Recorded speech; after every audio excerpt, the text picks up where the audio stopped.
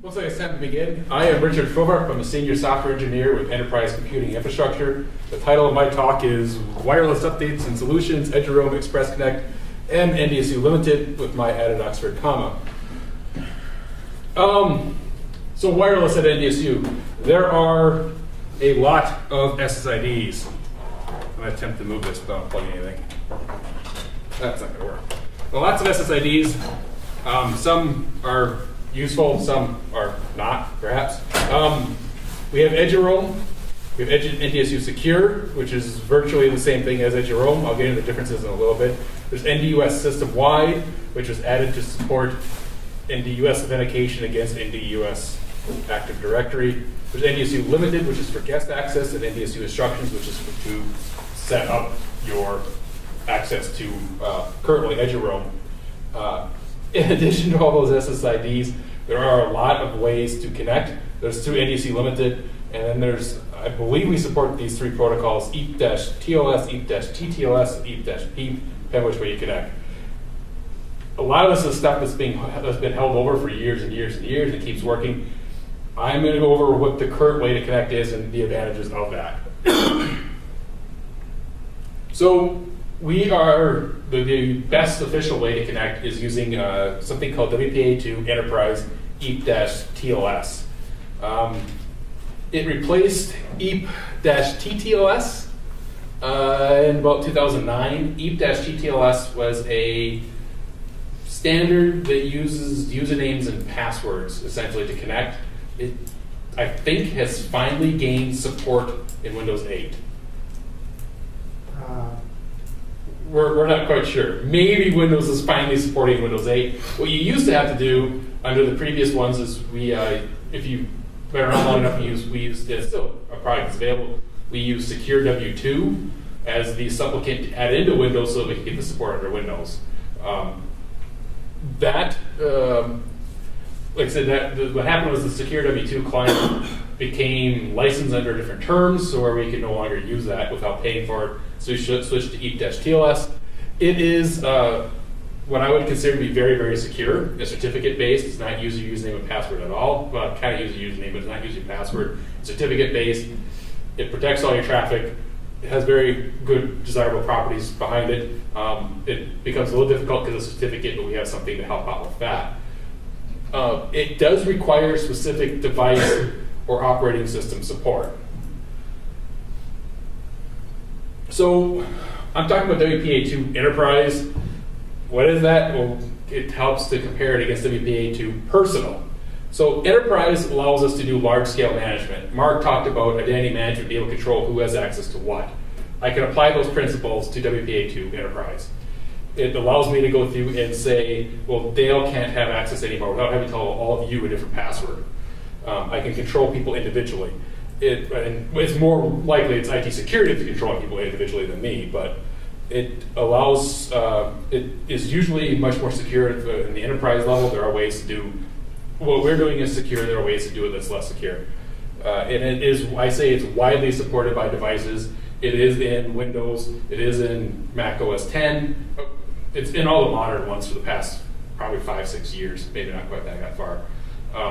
It's also in iOS, it's in Android, it's in, I don't know if it's, I'm guessing it's in the Windows RTs. I don't know if it's in BlackBerry. It's widely supported by devices. Personal is what you have at home. It's great for home use. You have a pre-shared key, you come up with your wireless passphrase, and that's what you share it with people. Well, if you want to remove access from one person, what you basically have to do is change your password and tell everybody about that one person what the new password is, that sort of thing. It's great for home use. It is much more difficult to manage. It has weaker security. It's easier to crack. One thing, when you go through and you look at it, attacks against access points, a lot of us against the personal side of things. And what happens is people can listen to your traffic, and if they know what your password is, they can authenticate to your access point, and they also can decrypt all your traffic that's relying on the wireless encryption. One thing that helps out with security at home is make sure you change your access point name to something non-standard.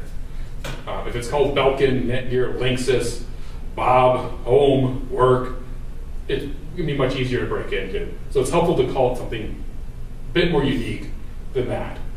And this is almost universally supported. This is the consumer level technology, and sometimes the consumer level technology does not work in the enterprise, as Mark was discussing. So things like the Xbox 360, the PlayStation 3, I'm guessing the Xbox One, the PlayStation 4, which are coming out, the Wii's, they work great with WPA Personal against your home access point. They're home devices designed for home use. They do find their way into our network. Unfortunately, they just don't have the operating system support to go through and connect to our wireless.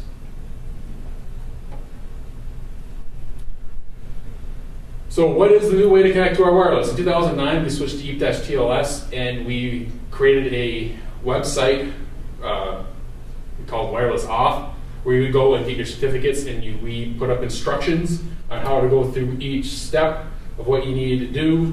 And sometimes things weren't always the same, and people ran into trouble, and it was clunky to use.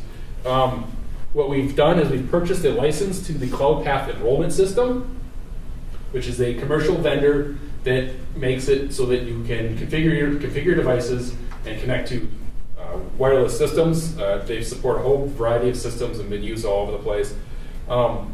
We are still using the EEP Dash TLS, so we're still certificate based, and this configures the device for you. It is frequently updated. It's probably not as frequently updated as we might like, but the program we wrote in 2009 was updated once since 2009, so even if they are updating every 3 to 4 months, or even 6 months, it's way more frequently than we are to help support new devices. We haven't put new instructions up on the old site. Instructions on the old site for new devices in a very long time, so those instructions are out of date. So the vendor is hopefully with you, and what you do is you connect, you log in using your NDSU credentials, and if you have a supported device, which is the Windows desktop, iOS, Apple, and then to some extent Android, it'll connect and configure your device, and away you go, and you're connected. It does everything you need to do. We have seen some problems with it. One issue that we've seen, and there's not an easy way around it, for some of the Apple devices, it connects using, it uses a profile, and so it downloads your connection information. And since you connected to NDSU instructions to get this profile, your device will remember NDSU instructions, and so it will connect to NDSU instructions, and sometimes, instead of forgetting that and just always connecting back to Edge your own. And so you want to make sure that if you have a device that's not acting quite rightly, whether it's a handheld, tablet, laptop, that you find out, the help desk can help you, go through and remove NDSU instructions as a remembered network, so you're not connecting to that accidentally. On most systems, it will go through and programmatically remove that, but if you're having problems, that could be one of the causes. And we've seen some issues with Android connecting, and we're still working through those. Other systems, such as Linux or Chrome or Windows RT, which is your Surface tablets or your Windows phones, those require manual configuration at this point in time, so the old system is still available to go through and download the certs. And you probably can find instructions online or talk to the help desk if you have issues with those sorts of systems. By default, we are now connecting to Edge your own instead of NDSU Secure. One thing I forgot to mention in a previous slide, the very first system we brought in online was in 2009. Our certificates that we're issuing are valid for 5 years, which means next was end of the year 2009, I think it was August or something like that. Which means next year, if you have something that you set up in 2009, it's going to start not working at some point next year. You can go get a new certificate, reinstall, use the new system. It's going to keep working for another 5 years. I just thought I would warn everybody that it might stop working if you have an older system. So what is Edge your own?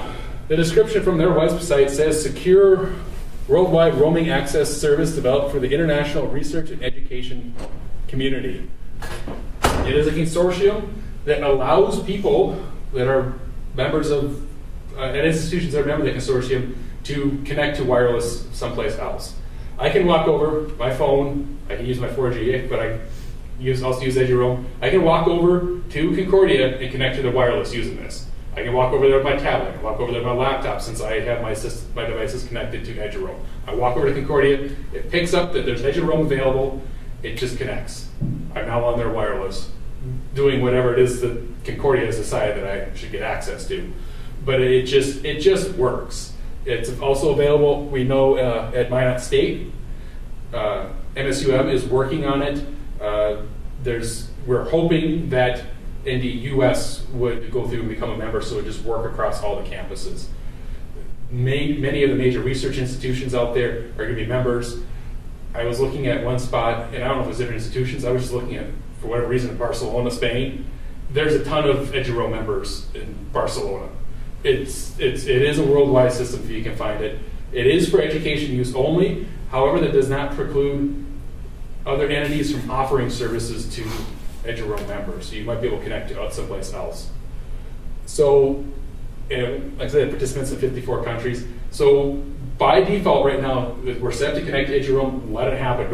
If you go through and configure a device, don't go through and change it back to NDSU Secure. EduRoam is the preferred system to connect to at this point in time, because then when you go someplace else, it just works. Move on to guest access. So what I was talking about before is faculty, students, and staff. Guest access, we're now talking faculty and staff sort of thing. Originally in 2009, we made it certificate-based, where a few people on campus had permission to go in and grant access to the certificate system. I say it's clunky. It really didn't work out all that well, and because you had to get a certificate and you had to follow the instructions, and somebody that's just trying to come on campus and just, if I was from a different entity and I have my own laptop, just let me get connected real nice and quickly. And that did not work well for that. So we launched NDSU Limited to fix those issues. It was made available at the end of 2011. And anybody that is a faculty or staff member has permissions to get onto NDSU Limited and grant a access pass. NDSU Limited has the word limited in it because it is limited. It's not full web access. It's not full internet access, but it does allow the ports open, which is what you connect through. So you can connect to web services. So at least you can get a web browser open. I'm not sure what else is open. Quickly looking to Bruce. SSH, VPN access, DNS has to be open to work. Basically, for most people, we tell them that the web works, and IMAP works for email now too. Originally, it did not at one point in time, a long time ago, but that works as well now too. Okay, thank you. The issue that we had with it is that it was, you could generate one pass and it was valid for that day, which is great if you want to help somebody out, but if you have a conference, a multi-day conference, you'd have to go through and generate another password the next morning and then somehow find a way to distribute it. If you have an opening session, you can say, here's the password for the day, but if you have the next day you don't have an opening session, you have to find some way of distributing that. So what we've done is we've made several improvements to it. Once again, faculty and staff all have permission to get in and do it.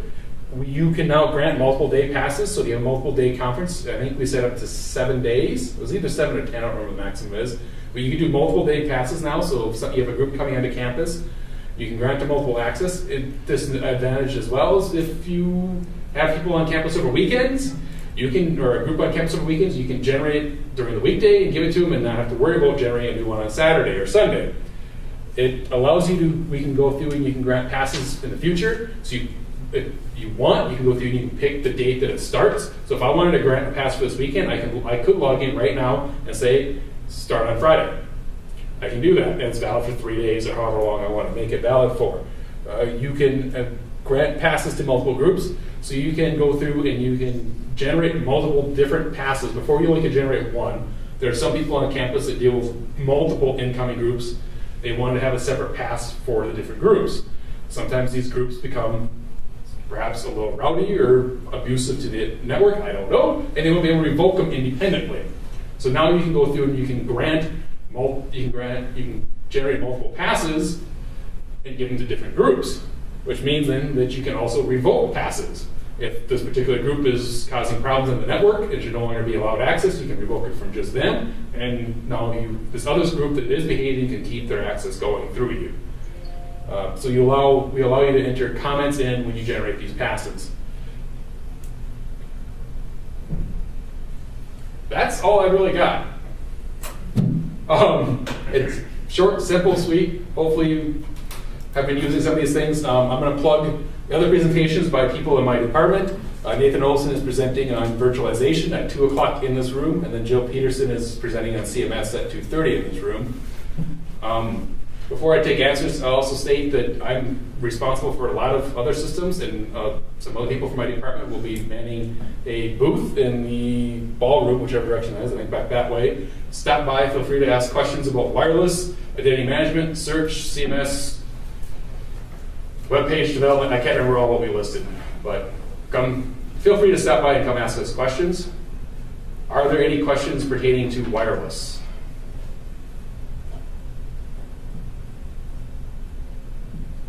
Any suggestions for wireless? I'll be bold and throw that one out there. I don't think we have time. Well, one thing that I joked that this is separate from what you were perhaps talking about. One thing that is going on is separate. I'm a software engineer, not a network engineer. One other effort that is going on is that we are going through, we're doing a major upgrade to the wireless actual hardware infrastructure. So the access points throughout campus are being replaced. New ones are being added, coverage is being expanded, interference is being found. There is a major effort going forward to update the physical access points. My part was concerned about the authentication piece. And I think the authentication piece, I've had a few different devices that just haven't worked with the new process.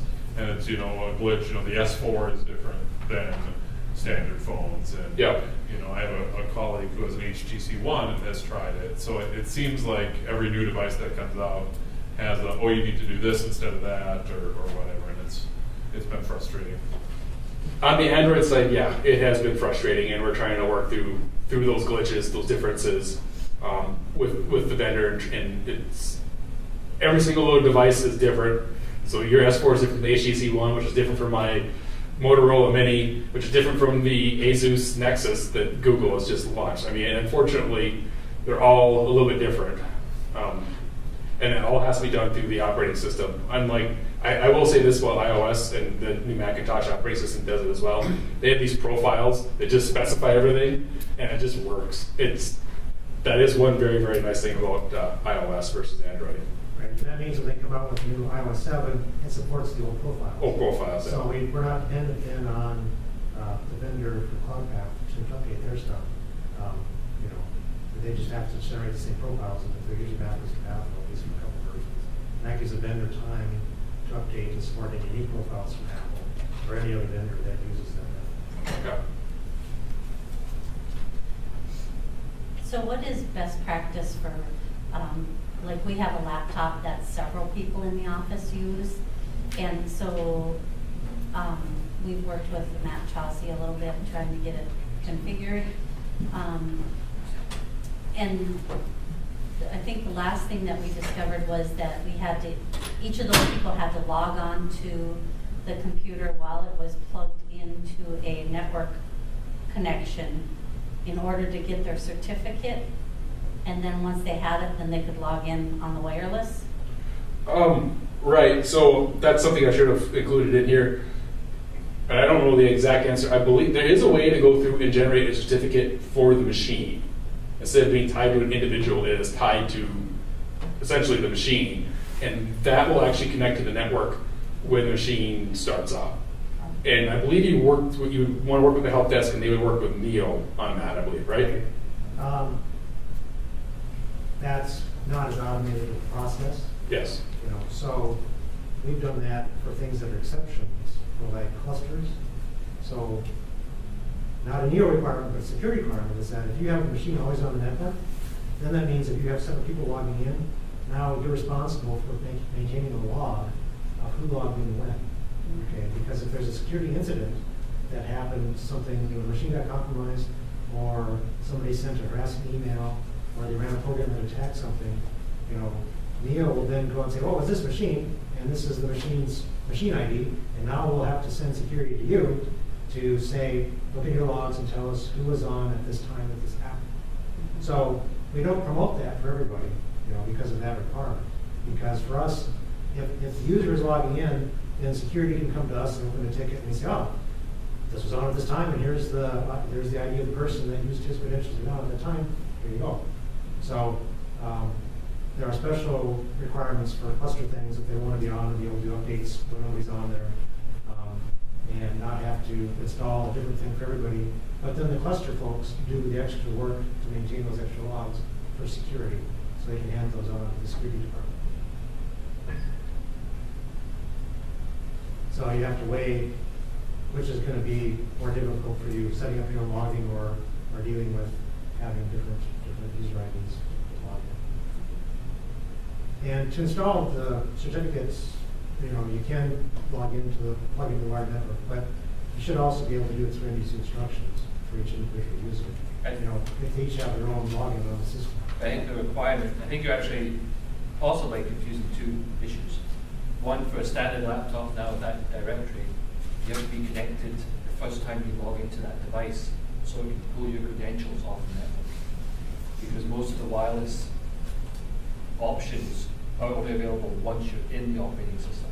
Oh, an AD requirement, yeah. I think, yeah, that's the actual logging in. I know other people have that before, but now that we switch to Novell AD, yeah. Right. So the logging in for the first time while you plug into the network is an AD requirement. And then the wireless thing, maybe, I got to work with Matt, but maybe something like Secure W2, which would prompt whoever's logged in for their credentials. Well, Secure W2 is the license thing, we have to pay for that now. But there are ways that we can set up EEP Dash TLS that can authenticate against our AD, or right now, we can do it against the system-wide AD, but that's like phase 2 of the intro thing that they'll may have to do to enable that to go to our actual action. So today, you can connect to the room or NDSU Secure, NDS system-wide, using EEP Dash TLS and using the NDUS AD credentials. That would work today. You have to be sure to put in the full @ sign at NDUS WPA, and you're doing that. That's an option. And not a preferred option, but it's an option. At some point, we don't know when that's going. The certificates are better for other reasons. If you do connect this way, I would recommend that you set up, do a little bit extra work, and make it connect to your own NDSU Secure, because at some point we'd like NDUS system-wide to go away. And the more people are using that, the more difficult it is for you to phase it out, or there's more work for you waiting. So. And I am out of time. Thank you very much.